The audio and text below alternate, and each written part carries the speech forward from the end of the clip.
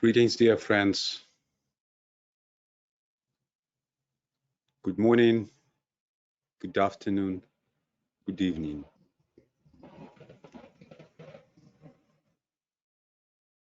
We come together from around the world, gathering around the group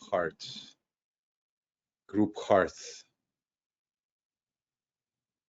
bringing our minds and hearts through the distance in focused intention, invoking the souls of our nations. This is the series of Creative Labs webinars organized by the Hekal group from Jerusalem and the Klangschale group from Germany together with the 2025 initiative.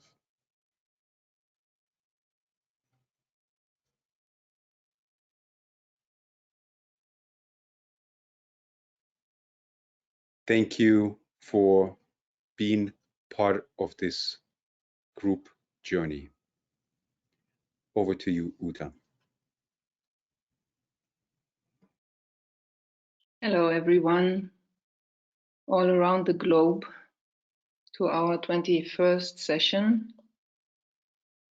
Let's just take a moment to reach out to each other with our hearts and with our minds, sensing each other's presence and sensing the field that we together hold.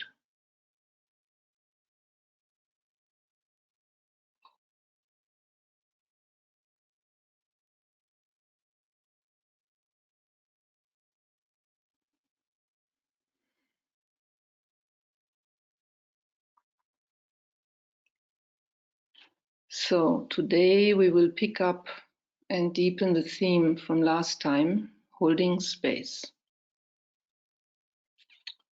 And then today we also will have a snapshot of the USA from the group from the USA. Just a few words of context about our lab. In the first year, we have been focusing on birthing small national service units to work with the consciousness of their nation.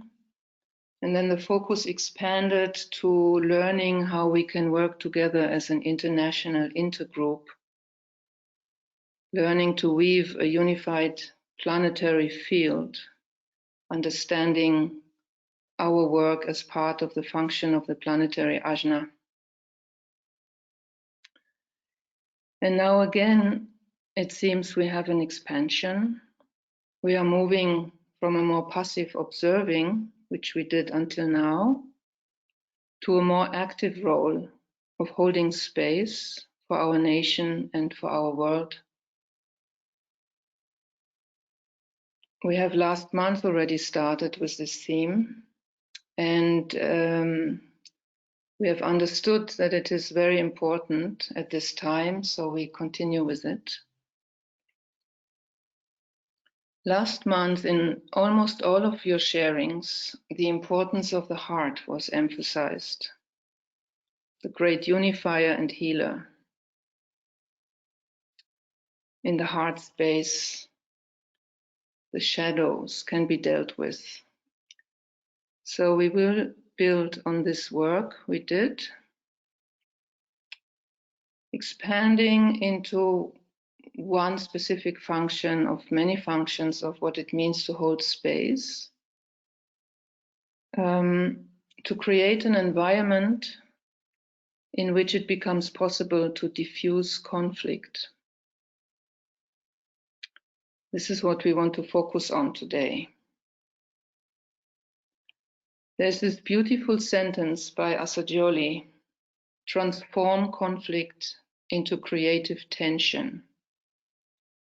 Alexander, could you put on the slide?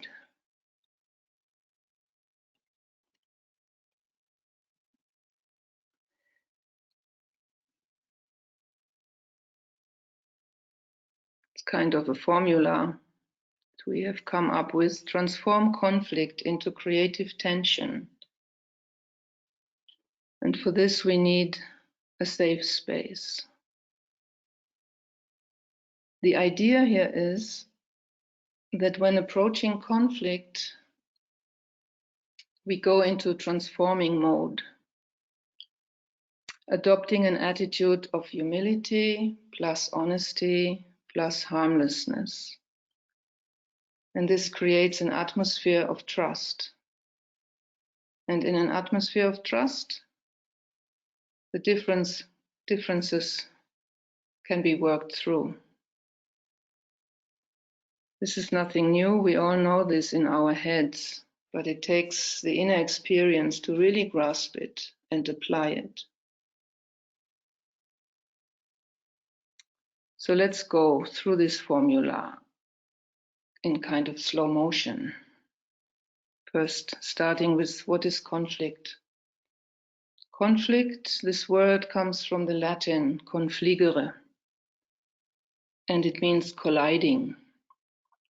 A conflict is a collision of interests and understandings. And when this collision, this clash becomes overwhelming and threatening, we react by contracting and going into defense mode.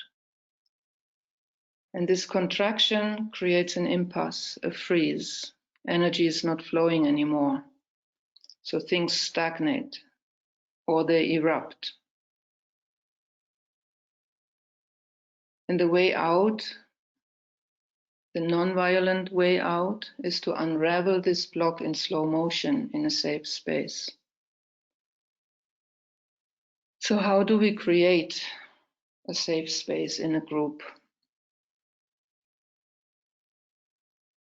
The first step is that we come with humility. And this is about our convictions, our truth. Recognizing humbly that we are all influenced by our background and our respective media bubble. We cannot help this yet. We are not at a stage where we see the objective reality like a master does. So the causal tension lies higher than what we can see from our individual viewpoint.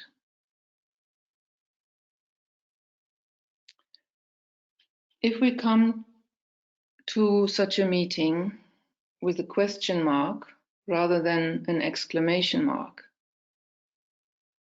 then we allow for an openness, for shared inquiry and solution finding together.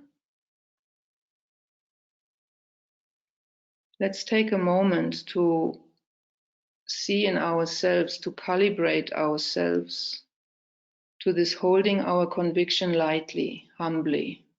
How does that feel?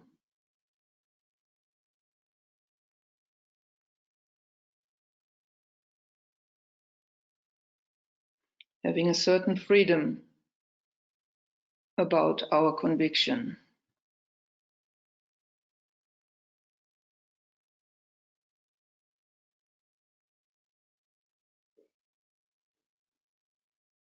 And now the second step, honesty.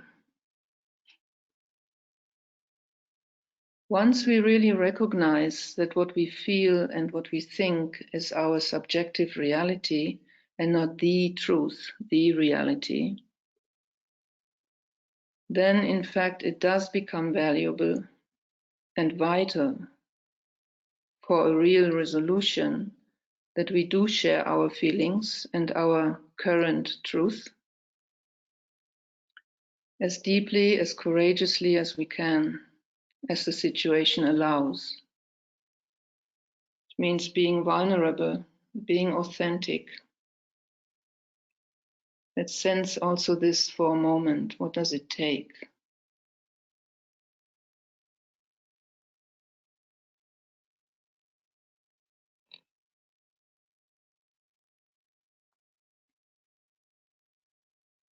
And then the third inner step is harmlessness. Enter thy brother's heart and see his woe, then speak. When we enter our brother's heart, we can see his particular pain, and we can understand where he or she comes from.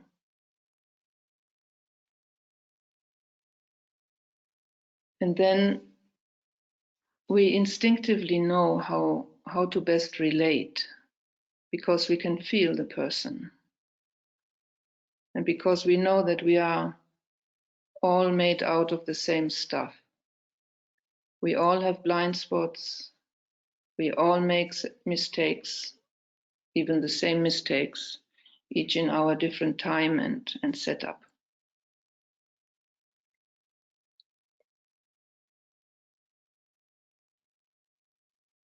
And again, this is something that we all know in our head, but still have a difficulty often to experience it in our heart, to apply it, to live it, and to relate from this place. Also in our esoteric community, we still have seemingly unbridgeable divides. But we cannot afford to continue being stuck there. It's really time to break through this impasse to a higher level of functioning together. So the will to love must supersede, must be stronger than these old tendencies.